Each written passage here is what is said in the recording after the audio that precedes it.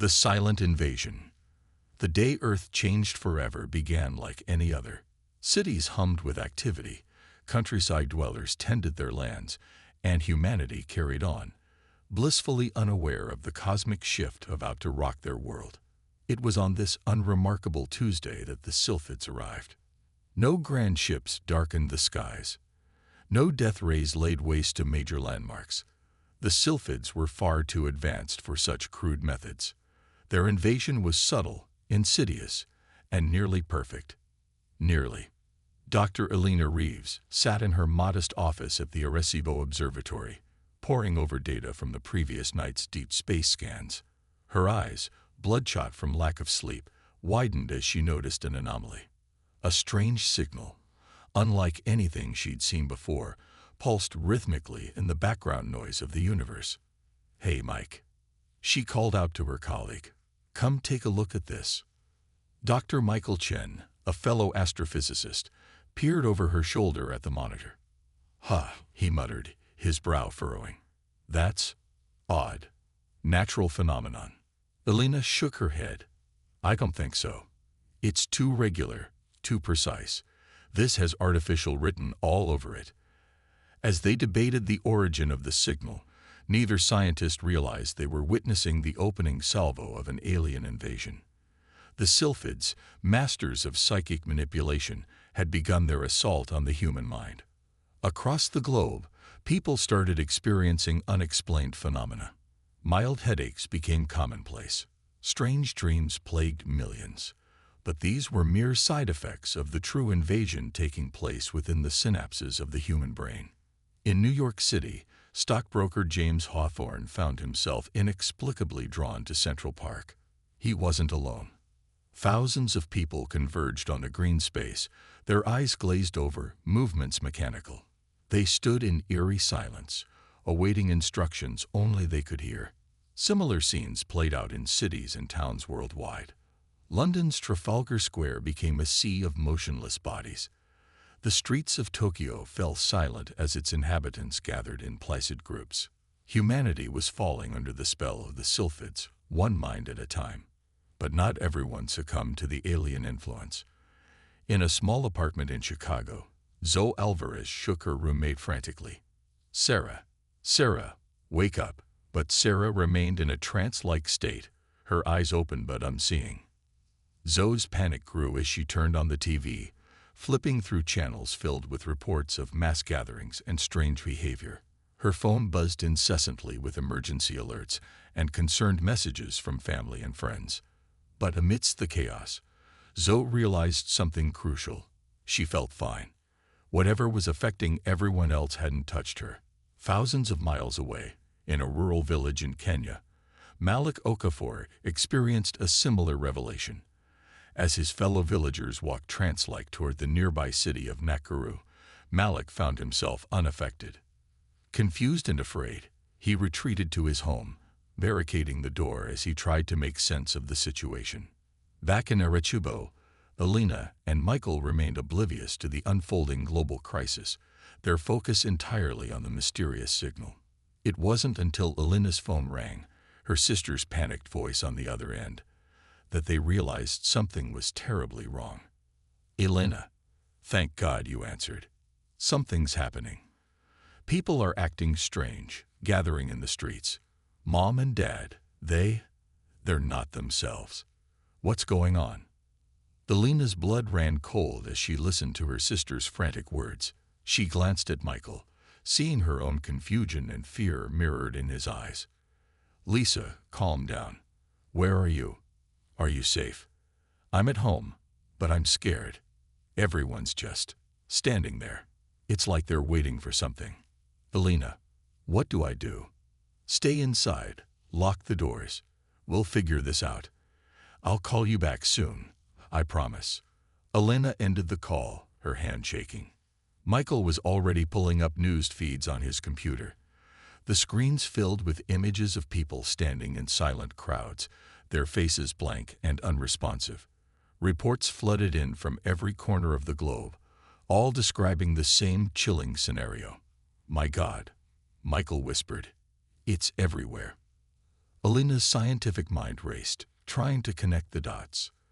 The signal, the mass behavior changes. It couldn't be a coincidence. Mike, she said slowly, I think we're under attack. As the realization sank in, they noticed something else. The observatory staff, usually bustling about at this hour, were nowhere to be seen. With growing dread, Alina and Michael ventured outside. The scene that greeted them was surreal. Their colleagues stood in the parking lot, motionless, their gazes fixed on the distant horizon. Alina approached Dr. Ramirez, the observatory director, and waved a hand in front of his face. No response. They can't see us, Michael said, his voice tight with fear. It's like we're not even here. Alina nodded, her mind whirling with possibilities. The signal. It must be controlling them somehow. But why aren't we affected? Before Michael could respond, a low hum filled the air. The entranced humans turned as one, facing the source of the sound. Alina and Michael watched in awe as a shimmering distortion appeared in the sky, slowly taking shape. The sylphid ship was unlike anything human eyes had ever seen. It seemed to bend light around it, its true form difficult to discern. As it descended, Alina felt a pressure in her mind, an alien presence trying to assert control. She gasped, clutching her head, but the sensation passed as quickly as it came. Did you feel that? She asked Michael, who nodded grimly. They tried to control us, but couldn't, he replied. Whatever's protecting us, we need to figure it out fast. As the ship touched down, a ramp extended to the ground. The assembled humans parted, forming an aisle leading to the ship's entrance. A tall, willowy figure emerged, its form shimmering like heat waves on a hot road. The sylphid surveyor, for that was its role, glided down the ramp. Its large, almond-shaped eyes scanned the crowd, noting with satisfaction the blank stares of its new subjects. But then it paused, its gaze locking onto Alina and Michael. The two scientists froze, unsure whether to run or stand their ground. The alien's eyes narrowed, and Alina felt the pressure in her mind return, stronger this time. She gritted her teeth, fighting against the intrusion. Suddenly, the sylphid's melodious voice filled their heads. Fascinating. You resist our influence. How is this possible? Alina, her scientific curiosity overriding her fear, took a step forward. Who are you? What have you done to these people? The sylphid tilted its head, regarding them with what seemed like genuine interest. We are the sylphids, and these humans are now part of our collective. Their minds serve us, as all lesser species should. Yet you stand apart. This requires further study. With a gesture from the sylphid, two of the enthralled humans moved to grab Alina and Michael. The scientists backed away, looking frantically for an escape route. Run, Michael shouted, grabbing Alina's arm and pulling her towards the observatory.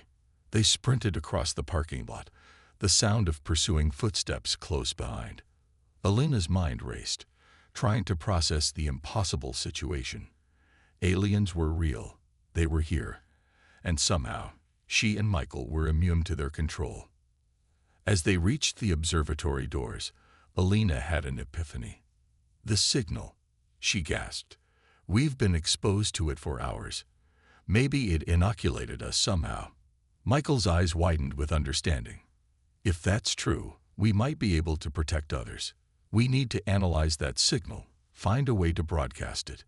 They barricaded themselves in the control room, the sounds of their pursuers echoing through the hallways. Alina quickly began copying the signal data onto a portable drive, while Michael tried to contact anyone who might still be unaffected. This is Dr. Michael Chen at the Arecibo Observatory, he said into the emergency broadcast system. If you can hear this and are unaffected by the mass hysteria, please respond. We have vital information about the situation. For agonizing minutes, there was only static. Then, miraculously, a voice crackled through the speaker. This is Captain Sarah Rodriguez of the U.S. Nimitz. We're experiencing the same phenomena at sea. Most of our crew is incapacitated. What's happening, Dr. Chen? Michael quickly explained the situation, his words tumbling out in a rush. "We're dealing with an alien invasion, Captain. They're controlling people's minds, but we might have a way to protect against it. We need to get this information out."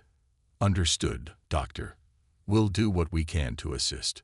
Stay safe and keep us updated." As Michael coordinated with the Nimitz, Elena worked feverishly to analyze the signal. If they could understand its properties, they might be able to use it as a shield against the Sylphid's influence.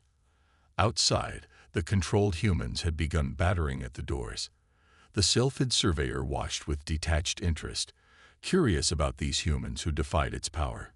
It had encountered resistant individuals in other species before, but never had they shown such potential.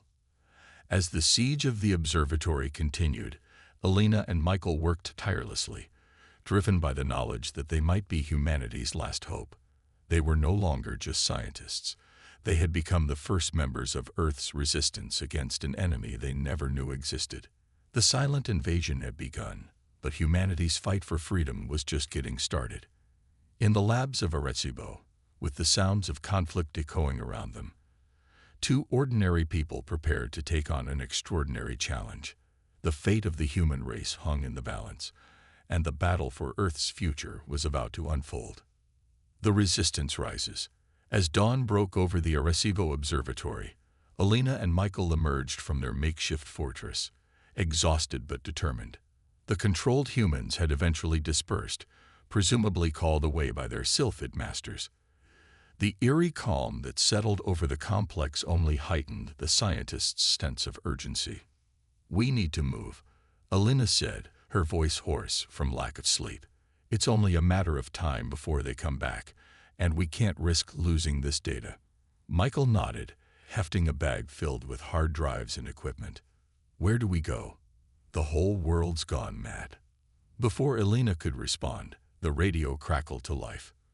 "Dr. Chen, Dr. Reeves, this is Captain Rodriguez. We've dispatched a helicopter to your location. ETA 20 minutes. Be ready for extraction." Relief washed over them. They weren't alone in this fight. As they waited for their rescue, Elena and Michael scanned the horizon nervously.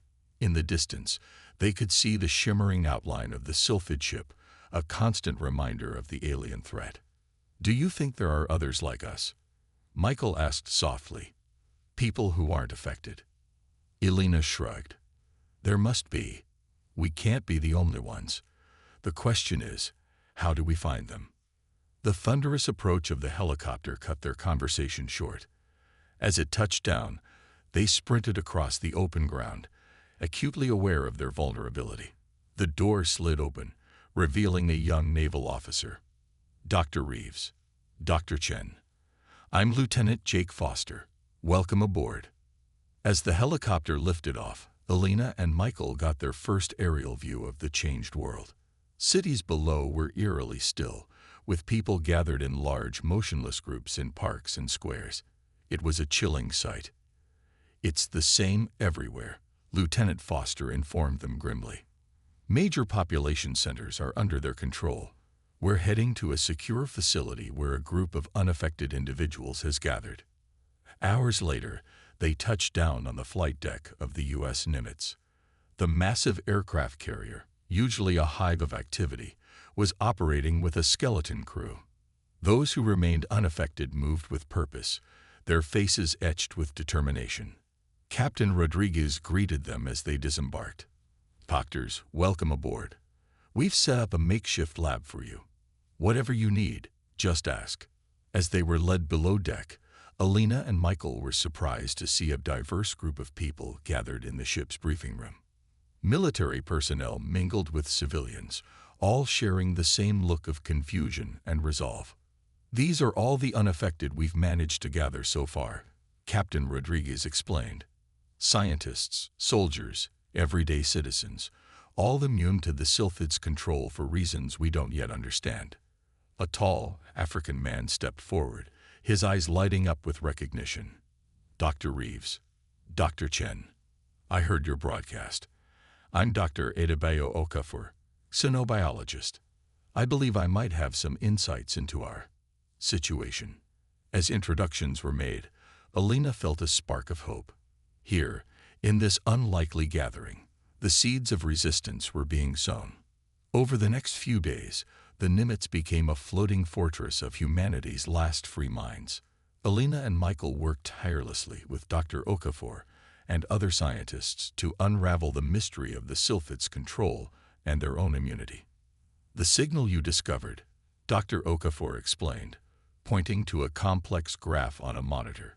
"It's not just a communication. It's a type of psychic frequency that resonates with certain neural patterns." Alina leaned in, fascinated, and exposure to it somehow inoculated us. Dr. Okafor nodded. "In a way, yes. But it's more complex than that. Our immunity seems to be linked to a rare genetic marker. The signal exposure activated this marker, essentially tuning our brains to resist the Sylphid's influence. So we can't just broadcast the signal and free everyone," Michael said, his face falling. "Not exactly," Dr. Okafor replied, a glimmer of excitement in his eyes. "But we might be able to use it to create a sort of psychic shield. If we can amplify and modify the signal, we could potentially block the Sylphid's control over a large area." As the scientists delved deeper into their research, the military personnel aboard the Nimitz were not idle. Colonel Sarah Hawkins, one of the few high-ranking officers to remain unaffected, was busy coordinating reconnaissance missions. "We need to understand the extent of their control and their capabilities," she briefed the assembled group. "Small teams will be inserted into key locations to gather intelligence and search for more unaffected individuals." Among those selected for these dangerous missions was Marine Sergeant Jack Harper. As he prepared for his first insertion, he couldn't help but feel a mix of fear and determination. "Remember," Colonel Hawkins told him, "stealth is crucial. We can't risk direct confrontation yet. Observe, record, and extract. Nothing more." As days turned into weeks, the resistance grew stronger. More immune individuals were found and brought to the Nimitz. Each new arrival brought valuable skills and knowledge to their cause. Zoe Alvarez, the Chicago woman who had first noticed her immunity, proved to be a skilled hacker. Her ability to navigate and manipulate computer systems became invaluable as they sought to gather information without detection. "I've managed to tap into several satellite feeds," she reported one day, her fingers flying over a keyboard. "Look at this." The screens filled with images from around the world. In every major city, construction projects were underway. Massive structures were being built, their purpose unknown, but undoubtedly linked to the Sylphid's plans.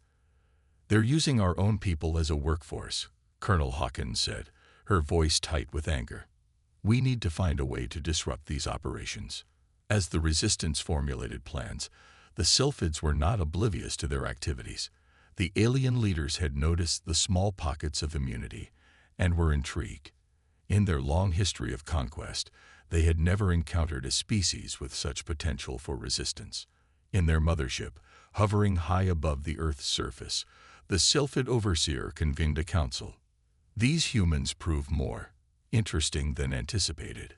The overseer's thoughts resonated among the gathered aliens. "Their capacity for individuality is both a weakness and a strength. Should we not simply eliminate the anomalies?" Another Sylphid suggested. "They pose a threat to our assimilation." The overseer's form shimmered, an indication of deep contemplation. "No, they may hold the key to advancing our own abilities. We must capture some for study. Perhaps through them, we can perfect our control, making it truly absolute." As the Sylphids plotted, the human resistance prepared for their first major operation. The scientists had developed a prototype of their psychic shield, a device that could disrupt the Sylphids' control over a small area.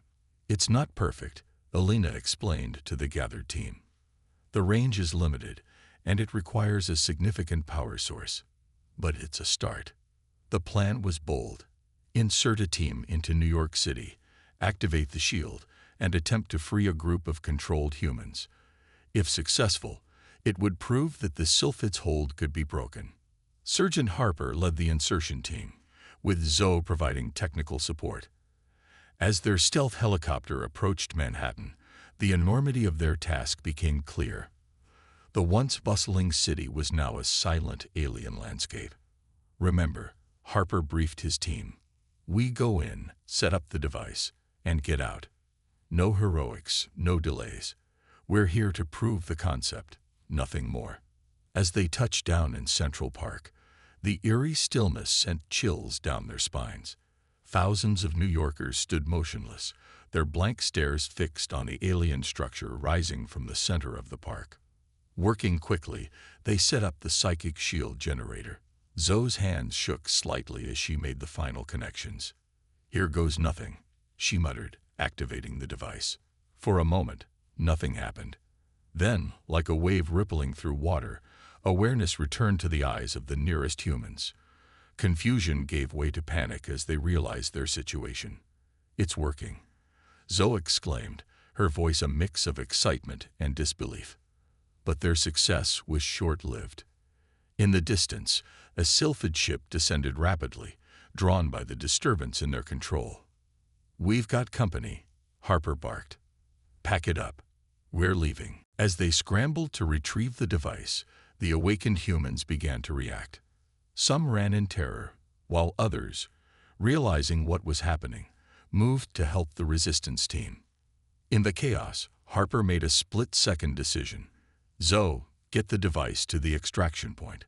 We'll hold them off." Zoe hesitated for a moment, then nodded, understanding the importance of their mission. As she fled with their precious cargo, Harper and his team engaged in the first direct combat between humans and sylphids. The aliens, unused to physical confrontation, were taken aback by the ferocity of the human resistance. But their psychic abilities made them formidable opponents. Harper watched in horror as one of his team members succumbed to a sylphid's mental assault, turning his weapon on his comrades. "Fall back," Harper shouted, providing covering fire as his remaining team retreated. The awakened New Yorkers, acting on instinct, joined the fight, buying precious time for the resistance to escape. As the helicopter lifted off, Harper looked back at the scene below. The psychic shield had failed, and the sylphids were reasserting control. But for a brief moment, they had proven that humanity could fight back. Back on the Nimitz, the team's return was met with a mix of celebration and somber reflection. They had achieved their primary objective, but at a cost. "We've proven the shield works," Alina said in the debriefing. "But we need to improve its range and stability, and we need to find a way to make its effects permanent." Colonel Hawkins nodded. "We've also confirmed that direct confrontation with the sylphids is possible, but extremely dangerous. We'll need to rethink our strategies." As the resistance digested the results of their first major operation, news came in from their global network of allies.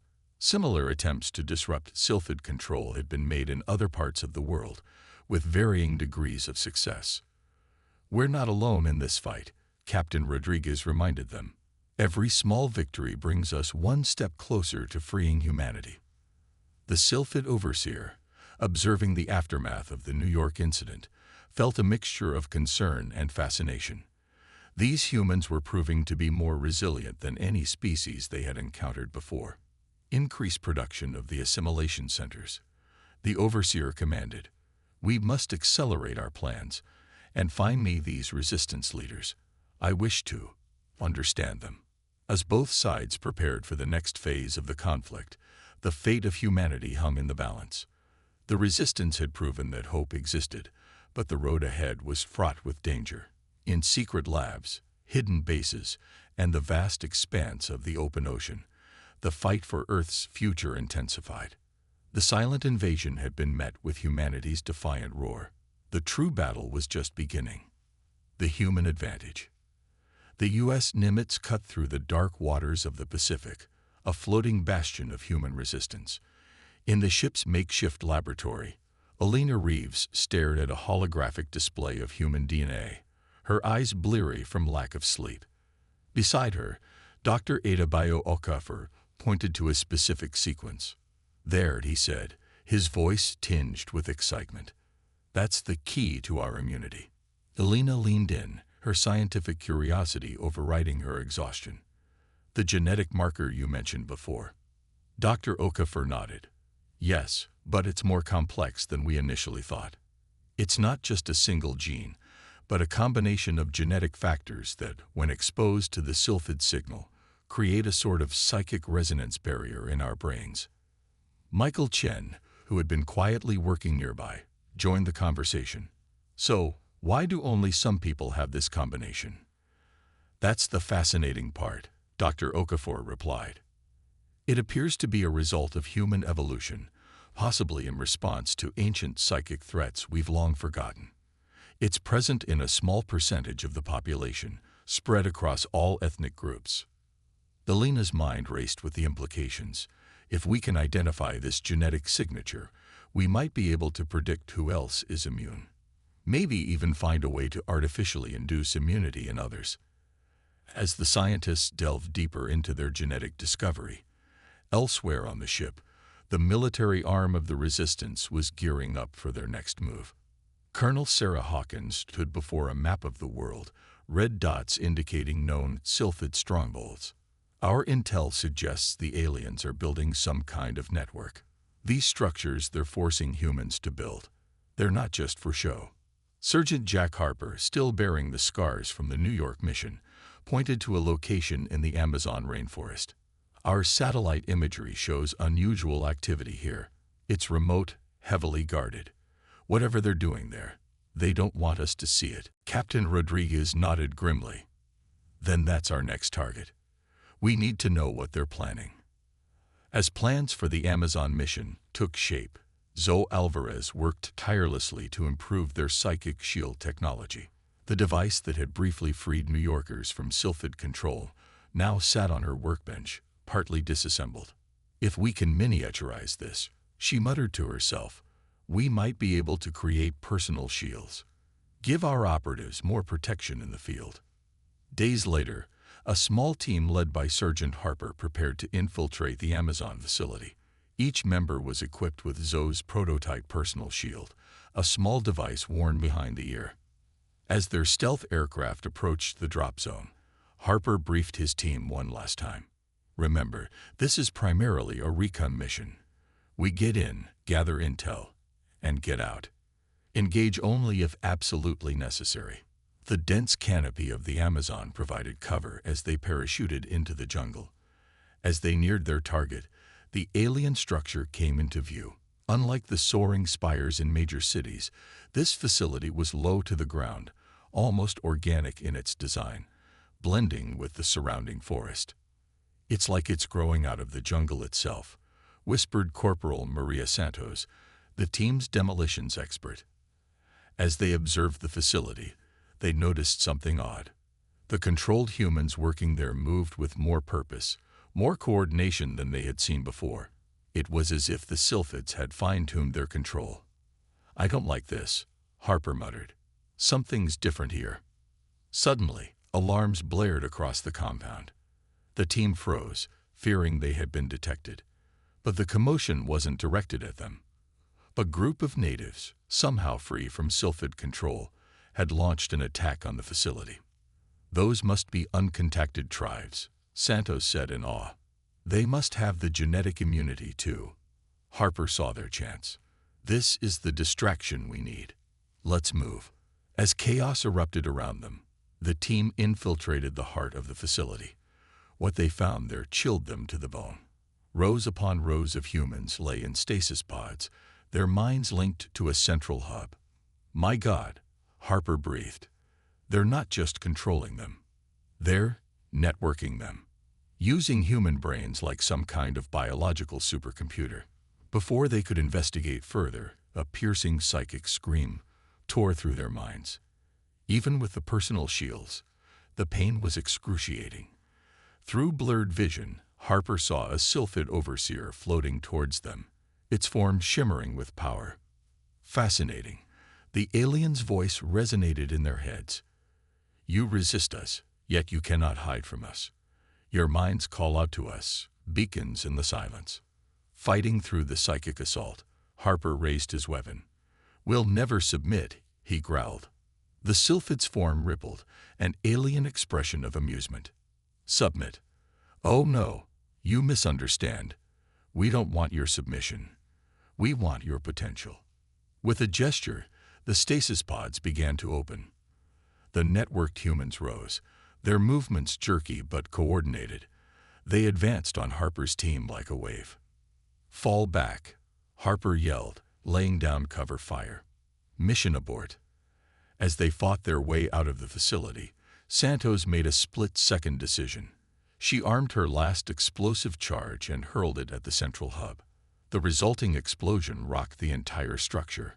The team barely made it to their extraction point, the sounds of pursuit fading behind them as their aircraft lifted off. As they flew back to the Nimitz, each member sat in stunned silence, trying to process what they had seen. Back on the carrier, the debriefing was tense. The information they had gathered was troubling, to say the least. They're not just controlling humanity, Elena said, her voice shaking slightly. They're trying to harness the power of the human mind itself. Dr. Okafor nodded solemnly. It makes a twisted kind of sense. If some humans can resist their control due to unique neural patterns, then the human brain must have capabilities the sylphids want to exploit. Colonel Hawkins leaned forward, her expression grim. So what's our next move? We can't let them continue this harvesting. For a moment, silence fell over the room. Then Michael spoke up. We fight fire with fire, or in this case, mind with mind. All eyes turned to him as he continued. We know our immunity comes from a specific genetic combination. What if we could enhance that? Not just shield our minds, but amplify our own latent psychic abilities. Elena's eyes widened with realization. A counter-network. Instead of fighting their control directly, we create our own psychic link between immune individuals. The room erupted in a flurry of discussion. The idea was radical, dangerous even, but it might be their best chance. Over the next weeks, the Nimitz became a hive of activity. In the lab, Elena, Michael, and Dr. Okafor worked tirelessly on their genetic enhancement theory. Zoe and her team pushed the boundaries of their shield technology, trying to find a way to amplify human psychic potential. Meanwhile, more resistant humans were brought to the carrier, each bringing new skills and perspectives to the fight. Among them was a young woman named Ava Wong, whose natural psychic abilities had kept her hidden from the sylphids. I've always been able to sense things, Ava explained during her intake interview. Feelings, intentions, sometimes even glimpses of thoughts. When the invasion happened, I could feel the alien presence trying to get in, but it was like oil and water. It just couldn't mix. Ava's abilities made her an invaluable asset to the resistance. Working with the scientists, she helped fine-tune their psychic amplification techniques. As their research progressed, they began cautious trials. Volunteers were injected with a serum designed to enhance their natural immunity and unlock latent psychic potential. The results were both promising and terrifying. Those who responded well to the treatment reported increased mental acuity, telepathic abilities, and even limited telekinesis. But there were also failures. Volunteers whose minds couldn't handle the strain, left in catatonic states. We're playing with fire, Elena confessed to Michael one night, the weight of their work heavy on her shoulders. What if we're no better than the sylphids, changing human minds to suit our purposes? Michael took her hand, his touch reassuring. We're giving people a choice, Elena. The ability to fight back. That makes all the difference. As the resistance grew stronger, so did the sylphids' efforts to crush them. Attacks on their hidden bases increased, forcing them to constantly relocate. The aliens had begun adapting their tactics, using their human networks to predict and counter resistance movements. In response, the enhanced humans of the resistance formed specialized teams, using their newfound abilities to combat the sylphid threat. Ava led one such team, their missions blurring the line between physical and psychic warfare. During one operation to free a sylphid processing center in Cape Town, Ava's team faced off against a group of alien overseers. The battle that ensued was unlike anything in human history. A clash of wills made manifest. Ava stood her ground, her mind reaching out to connect with her teammates. Together, they formed a psychic barrier, deflecting the Sylphid's mental assaults. With a concentrated effort, they pushed back, their combined will crashing against the alien minds like a tidal wave. For the first time, the Sylphids knew fear. These humans, these beings they had sought to control and exploit, were becoming something more, something that could challenge them on their own terms. As news of the Cape Town victory spread through the resistance network, hope surged. Humanity was no longer just resisting. They were fighting back. But with this new hope came new dangers. The enhanced abilities, while powerful, were not without cost. Some resistance members struggled to control their powers, their minds overwhelmed by the constant influx of thoughts and emotions from those around them. Elena and her team worked around the clock to refine the enhancement process, seeking a balance between power and control. "We're rewriting human evolution in real time," she told Captain Rodriguez during one briefing. "The potential is enormous, but so are the risks."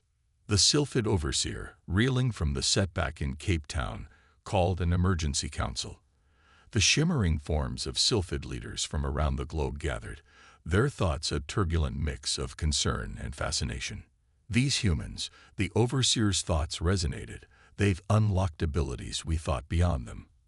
Our control is slipping. Perhaps, another Sylphid suggested, we should consider a different approach. Not control, but cooperation. The notion sent ripples of shock through the assembly. Never in their long history of conquest had the Sylphids considered such a thing. Yet, faced with a species that could potentially rival their own psychic prowess, old certainties were crumbling. As both sides reassessed their strategies, the conflict entered a new phase. The silent invasion had become a battle of minds, with the very nature of humanity hanging in the balance. On the Nimitz, Elena looked out over the vast ocean, the weight of their discoveries heavy on her mind.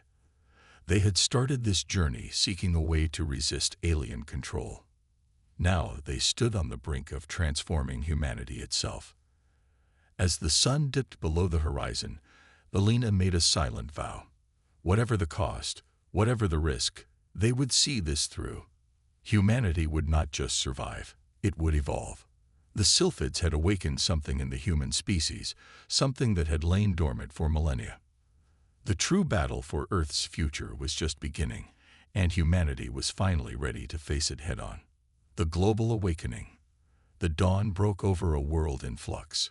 From the deck of the U.S. Nimitz, now anchored off the coast of Australia, Elena Reeves watched the sun rise, its light glinting off the ocean waves. In the months since the Cape Town victory, the tide of the war had shifted dramatically. "Penny for your thoughts, Doc." Captain Rodriguez's voice pulled Elena from her reverie. She turned, offering a tired smile. "Just thinking about how far we've come, and how far we still have to go." The captain nodded, her eyes scanning the horizon. "The Sydney operation begins today. If we succeed, it could be the turning point we've been waiting for." The Sydney operation was the Resistance's most ambitious plan yet. Using their network of enhanced humans, they aimed to activate a massive psychic beacon, one that could potentially free millions from Sylphid control in one fell swoop. Below deck, the ship was a hive of activity. In the main lab, Michael Chen and Dr. Okafor made final adjustments to the beacon device, a marvel of human ingenuity and alien-inspired technology. "The power requirements are enormous," Michael muttered, his brow furrowed in concentration. "We'll only get one shot at this." Dr. Okafor nodded grimly. "Let's hope it's enough. The latest reports from our operatives in the city are troubling." Across the globe, the Sylphids had intensified their efforts. The alien structures in major cities had grown, pulsing with an otherworldly energy. More and more humans were being processed, their minds linked into vast networks that served as both compute farms and control mechanisms for the invaders. In the ship's briefing room, Sergeant Harper stood before a holographic map of Sydney, outlining the mission to his team. Our enhanced operatives, led by Ava, will establish a psychic perimeter here, he said, indicating the Sydney Opera House. That'll give us the coverage we need to activate the beacon without immediate sylphid interference. Corporal Santos, her abilities now honed after months of training, raised a hand. What about sylphid retaliation? Once we activate the beacon, we'll be painting a massive target on our backs. Harper's expression was grim. That's where the rest of us come in. We'll be running interference, keeping the sylphids busy while the beacon does its work. It won't be easy, but it's our best shot at turning the tide. As the teams made their final preparations, Alina found herself in the ship's small medical bay. Rows of beds held volunteers, their bodies connected to machines that hummed softly. These were the latest recipients of the enhanced immunity treatment, their minds and bodies being prepared for the challenges ahead. Alina checked each patient's vitals, her heart heavy. They had refined the process, minimized the risks, but it was still a leap into the unknown. Each volunteer knew the dangers, had willingly accepted them for the chance to fight back. Their courage never ceased to amaze her. "How are they doing?" Zoe Alvarez asked, entering the bay with a tablet in hand. Alina sighed. "Stable for now. The next few hours will be critical. Any updates on the beacon?" Zoe nodded, her expression a mix of excitement and apprehension. "Final simulations look good. If our calculations are correct, we should be able to free about 70% of Sydney's population from sylphid control. And the other 30%? Zoe's face fell slightly. Either too deeply integrated into the sylphid network, or not compatible with our psychic frequency. We can't save everyone. Alina. Not yet. As the sun climbed higher in the sky, the operation began. Stealth transports ferried teams into the heart of Sydney, a city that had become alien under sylphid rule. The once bustling streets were eerily quiet, save for the rhythmic movements of controlled humans going about their assigned tasks. Ava's team moved swiftly through the city, their enhanced senses alert for any sign of sylphid presence. As they approached the opera house, Ava felt a familiar pressure building in her mind. "They know we're here," she whispered to her team. "Prepare yourselves." No sooner had the words left her mouth than the air shimmered, revealing a group of sylphid overseers. Their alien forms pulsed with psychic energy, their intentions clear. The battle that ensued was like nothing the world had ever seen. Waves of psychic energy clashed in the air, visible distortions rippling outward as human and alien minds grappled for supremacy. Ava and her team, their abilities amplified by months of training and the beacon's proximity, held their ground. Meanwhile, Harper's team engaged in a more conventional, but no less crucial battle. They fought to keep the sylphids' controlled human forces at bay, buying time for the beacon to be activated. In the skies above, resistance aircraft clashed with sylphid ships, the Sydney harbor becoming a battlefield of futuristic proportions. The water churned with the aftermath of energy weapons and downed craft, a far cry from the tourist paradise it had once been. Back on the Nimitz, Alina, Michael, and Dr. Okafor monitored the situation with bated breath. The beacon was ready, its power systems humming with potential energy. All they needed was the signal from Ava's team that the psychic perimeter was established. Come on, Michael muttered, his eyes fixed on the communication panel. Suddenly, Ava's voice crackled through, strained but triumphant. "Perimeter established. Activate the beacon now." Alina took a deep breath, her hand hovering over the activation switch. With a silent prayer, she flipped it. For a moment, nothing seemed to happen. Then, a wave of energy pulsed outward from the opera house, invisible to the naked eye, but felt by every mind in its path. The controlled humans in the streets stumbled, crying out as the sylphid influence was suddenly torn from their minds. In the opera house, Ava and her team redoubled their efforts, using the beacon's energy to bolster their own abilities. The sylphid overseers reeled, their psychic grip on the city loosening with each passing second. Across Sydney, scenes of confusion and awakening played out. People who had been little more than automatons for months suddenly found themselves free, their minds their own once more. The shock of freedom, of sudden self-awareness, was overwhelming for many. Harper and his team, seeing the effects of the beacon, shifted their focus to crowd control and evacuation. "Remember your training," he shouted to his soldiers. "These people are disoriented and scared. Get them to the safe zones." As the beacon's effect spread, the Sylphid's carefully constructed network began to crumble. The alien structures that had dominated the Sydney skyline flickered and dimmed, their power source, the linked minds of controlled humans, suddenly cut off. On the Nimitz, cheers erupted as data streamed in, confirming the operation's success. But Alina's joy was tempered by caution. "It's working," she said, her voice tight with emotion. "But we're not done yet. The Sylphids won't take this lying down." Her words proved prophetic. As if in response to the human victory, the sky above Sydney darkened. A massive Sylphid ship, far larger than any they had encountered before, descended through the clouds. "My God," Captain Rodriguez breathed, watching the feed from their drones. "Is that the mothership?" Alina finished, her heart sinking. "They're bringing out the big guns." The arrival of the Sylphid mothership changed the dynamics of the battle dramatically. Waves of psychic energy, far more powerful than anything they had faced before, battered at the minds of the resistance forces. Ava, still at the heart of the psychic perimeter, gritted her teeth against the onslaught. "We can't hold this much longer," she gasped into her communicator. Alina's mind raced. They had anticipated Sylphid retaliation, but nothing on this scale. If they lost Sydney now, after coming so close to victory, the blow to morale would be devastating. In that moment of crisis, an idea struck her. "The network," she said, turning to Michael and Dr. Okafor. "We've been thinking too small.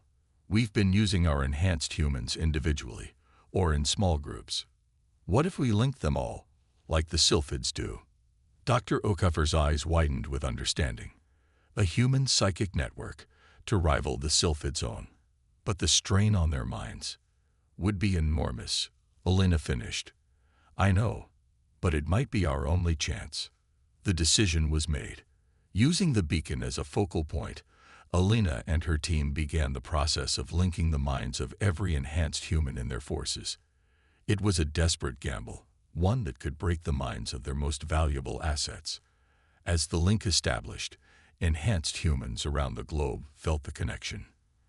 From the streets of Sydney to the deck of the Nimitz, from hidden bases in the Rockies to underwater facilities in the Marianas Trench, human minds joined in a vast network of shared consciousness. The effect was immediate and staggering.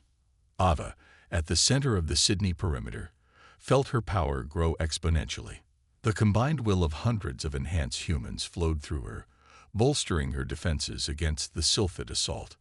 In the skies above, resistance pilots found themselves flying with preternatural skill, their movements guided by the collective intuition of the network. On the ground, Harper and his team coordinated with inhuman precision, evacuating civilians and engaging Sylphid forces with unparalleled efficiency. The Sylphid overseer, aboard the mothership, reeled at this unexpected development. For the first time in their long history of conquest, they faced a species that could match them on a psychic level. As the battle raged, the human network grew stronger. Those within it reported a sense of unity, of purpose, that transcended individual concerns. It was as if humanity itself had awakened, rising to face the threat to its existence. With their combined power, Ava and the other enhanced humans launched a counterattack against the mothership. The psychic battle that ensued was beyond description, a clash of wills that shook the very fabric of reality. In orbit, satellite imagery showed massive energy disturbances centered on Sydney, visible even from space. The world watched in awe and fear as humanity made its stand. Hours passed, the conflict ebbing and flowing like psychic tides. Then, gradually, the Sylphid presence began to wane. The mothership, its defenses battered by the relentless human assault, began to ascend. As the alien vessel retreated into the upper atmosphere, a roar of triumph rose from the liberated streets of Sydney. The city had held. Humanity had held. But the victory came at a cost. As the human psychic network disbanded, many enhanced individuals collapsed, their minds strained to the breaking point. Medical teams rushed to provide aid, uncertain of the long-term effects of such intense psychic exertion. In the aftermath, as the sun set on a free Sydney, Elena stood on the deck of the Nimitz once more. The city glowed in the distance, a beacon of hope in a world still largely under Sylphid control. Captain Rodriguez joined her uniform scuffed and dirty from the day's events. "We did it," she said softly. "We really did it." Elena nodded, her expression a mix of exhaustion and determination. "We did, but this was just one city. We have a whole world to free." As reports flooded in from around the globe, it became clear that the Sydney operation had done more than liberate a single city.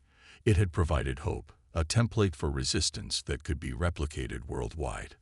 The human psychic network, though temporary, had proven that humanity could stand united against the Sylphid threat. It had shown that when pushed to the brink, humans could evolve, adapt, and overcome. As the resistance celebrated their victory and prepared for the challenges ahead, one thing became clear: the silent invasion had awakened a sleeping giant. Humanity had found its voice, and it was ready to roar. The global awakening had begun, and the final battle for Earth's future loomed on the horizon. Humanity triumphant. The months following the Sydney liberation, as it came to be known, were a whirlwind of activity. The resistance, emboldened by their success, launched similar operations across the globe. From the neon-lit streets of Tokyo to the sun-baked plazas of Mexico City, humanity fought to reclaim its home, one mind at a time. On a crisp autumn morning, Elena Reeves stood before a gathering of resistance leaders in the newly established Global Defense Headquarters, hidden deep within the Rocky Mountains. The room buzzed with a mixture of hope and tension. "The Sylphids are on the defensive," Elena began, her voice carrying the weight of both triumph and caution. "Our psychic network has proven effective in disrupting their control, but they're adapting, evolving their tactics. We can't afford to become complacent." Dr. Okafor stepped forward, activating a holographic display of the Earth. Red areas indicated regions still under Sylphid control, while blue showed liberated zones. The map was a patchwork, a visual representation of the ongoing struggle. "We've made significant progress," he said, "but the Sylphids still hold majority control over Africa, large parts of Asia, and most of South America. Their strongholds are becoming more fortified, more resistant to our liberation attempts." Colonel Hawkins, her face bearing new scars from recent battles, spoke up. "What about the mothership? Any sign of it since Sydney?" Michael Chen shook his head. "Nothing concrete. Our deep space monitoring stations have detected anomalous energy signatures in high Earth orbit, but nothing we can pinpoint." The implications hung heavy in the air. The Sylphid mothership, their command center and most powerful weapon, was out there somewhere, biding its time. As the meeting progressed, strategies were debated and plans formulated. The resistance had grown into a true global force, with cells operating in every corner of the world. But with growth came new challenges: coordinating efforts, managing resources, and maintaining the delicate balance of their psychic network. Iva Wong, now recognized as one of the most powerful psychics in the resistance, raised a concern that had been weighing on many minds. "The network is strong, but I fear we're pushing the limits of human endurance. Each time we link, the strain on our enhanced operatives grows. We need a more sustainable solution." Elena nodded gravely. "We're working on it. Our research team has made breakthroughs in stabilizing the genetic enhancements, but it's a race against time." As the conference concluded, a sense of determination permeated the room. They had come so far, achieved what once seemed impossible, but the final push, the true test of humanity's resolve, still lay ahead. Weeks passed, marked by victories and setbacks. The resistance liberated Moscow in a grueling 3-day psychic siege, only to lose ground in Southeast Asia as the Sylphids unleashed a new form of neural parasite that accelerated their control process. Through it all, Elena and her team worked tirelessly to refine their techniques. The enhanced humans, once a small, elite group, now numbered in the thousands. Training centers were established worldwide, teaching newly awakened psychics to harness their abilities. But for every step forward, the Sylphids seemed to have a countermove. Their technology, melded with the vast processing power of enslaved human minds, evolved at a frightening pace.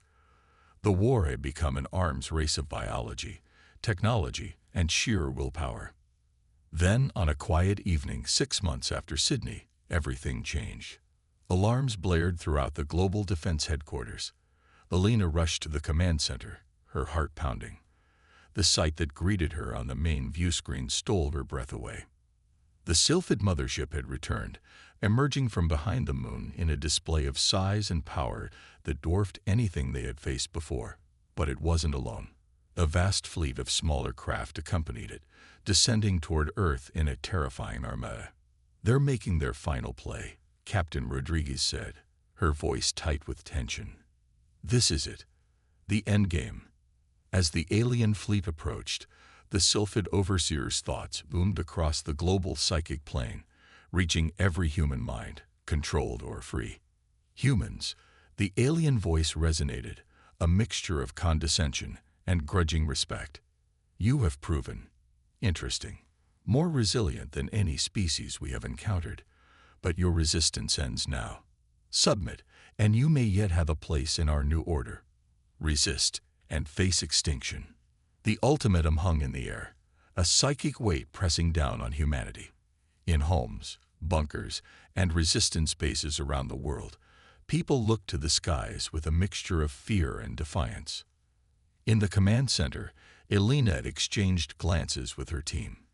They had prepared for this moment, hoped it wouldn't come, but deep down knew it was inevitable.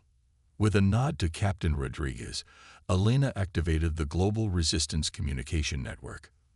"This is Dr. Elena Reeves to all resistance cells and allied governments. Initiate Operation Cosmic Dawn. I repeat, initiate Operation Cosmic Dawn." Across the globe, hidden facilities rumbled to life. In the Sahara, enormous solar arrays unfurled, drinking in the sun's energy. Deep in the Amazon, geothermal taps surged with power.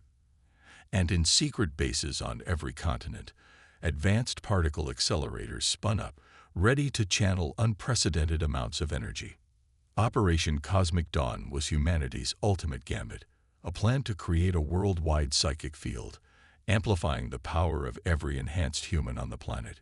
It was dangerous, untested on this scale, but it was their only hope of matching the Sylphids' full might. As the alien fleet entered the atmosphere, the battle began. Sylphid ships clashed with resistance aircraft in skies worldwide.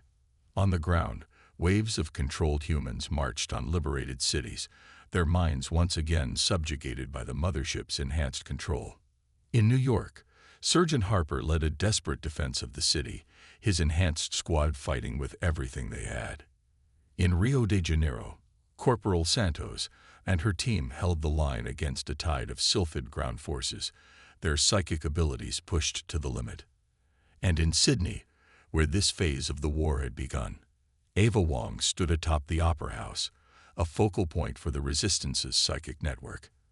As she reached out with her mind, she felt the connections forming, a web of human consciousness spreading across the planet. In the Rocky Mountain HQ, Elena, Michael, and Dr. Okafor worked feverishly to manage the energy flow of Operation Cosmic Dawn.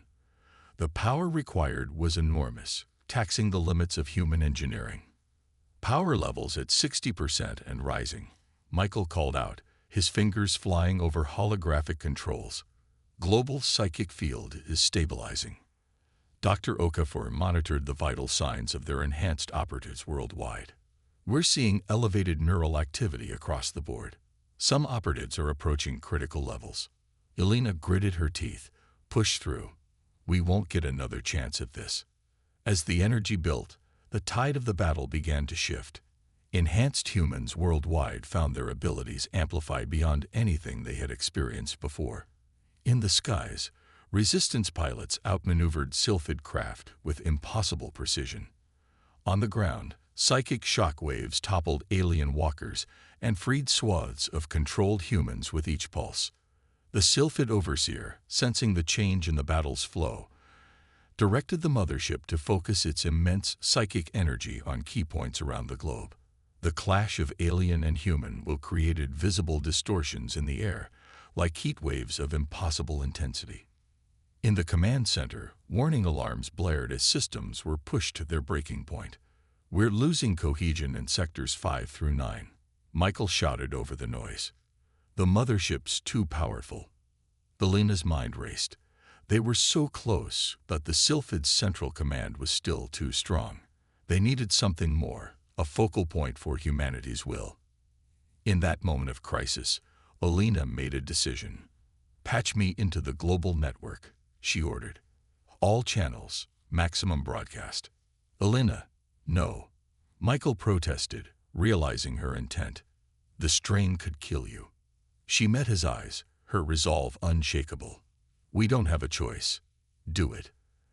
As the connections were made, Alina felt the full weight of humanity's psychic network flood into her mind. It was overwhelming, a cacophony of thoughts, fears, and hopes from billions of individuals. Through sheer force of will, she held on to her sense of self, becoming a conduit for humanity's collective consciousness.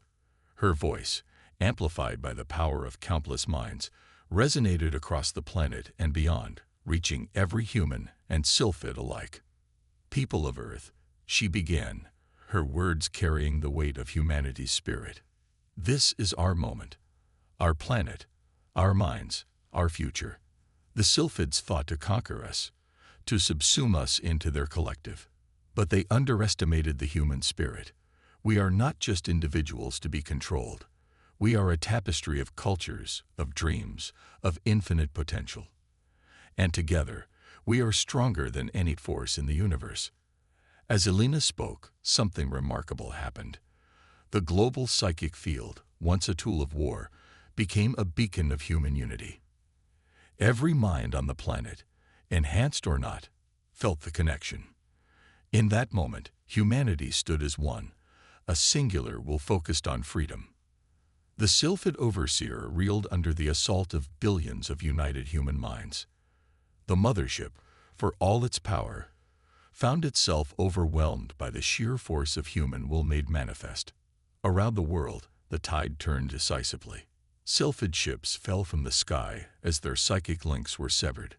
Controlled humans awakened en masse, the alien influence burned away by the intensity of the global field. In a last, desperate move, the Sylphid overseer attempted to self-destruct the mothership, hoping to take a significant portion of humanity with it. But Ava, her abilities augmented by the global field, sensed the plan and reached out with her mind. With the combined will of humanity behind her, Ava created a psychic barrier around the mothership, containing the explosion. The ship imploded in a spectacular display of light and energy, visible from every corner of the planet. As the dust settled and the psychic echoes faded, a stunned silence fell over the earth. Then, gradually, a wave of realization swept across humanity. They had won. Earth was free. In the command center, Alina collapsed, the strain of channeling the global consciousness taking its toll. As medical teams rushed to her aid, she managed a weak smile. "Did we do it?" she whispered. Michael took her hand, tears in his eyes. "We did it, Alina. It's over. We won." In the days that followed, the full scope of their victory became clear. The Sylphid invasion force was routed, their technology left inert without the controlling influence of the mothership. Humanity had not only repelled the invasion, but had unlocked potential within themselves beyond anything they had imagined. The aftermath brought challenges of its own. The world had changed irrevocably. Millions now possessed psychic abilities to varying degrees. The global consciousness, though no longer actively linked, had left an indelible mark on the human psyche. A sense of unity, of shared purpose, persisted. As Elena recovered, she found herself hailed as a hero, the voice that had united humanity in its darkest hour. But she knew the real victory belonged to everyone, every individual who had resisted, every mind that had joined the collective will, had played a part in saving their world. In a ceremony at the newly rebuilt United Nations headquarters, now augmented with psychic dampeners and enhancers, Elena addressed the world once more. But this time, she spoke not as a conduit for the global consciousness, but as herself, a scientist who had watched humanity rise to an impossible challenge. We faced an enemy that sought to control our minds, to strip us of our individuality, she said, her voice carrying to every corner of the globe. In fighting them, we discovered a unity we never knew was possible. But our strength isn't in losing ourselves to a collective. It's in choosing to stand together, to combine our unique perspectives and abilities toward a common goal. She paused, looking out over the assembled leaders and the countless viewers around the world. The sylphids are gone, but our journey is far from over. We have unlocked potential within ourselves that we are only beginning to understand. As we step into this new era, let us remember the lessons of our trial. Unity without uniformity. Collective action that celebrates individual diversity. As Elena's words rang out, humanity looked to the stars with new eyes. They had faced the darkness and emerged stronger, more united, yet still intrinsically human. The silent invasion had failed, but it had birthed a new chapter in human history. The cosmos beckoned, and humanity, tested by fire and united in spirit, stood ready to meet whatever challenges awaited among the stars.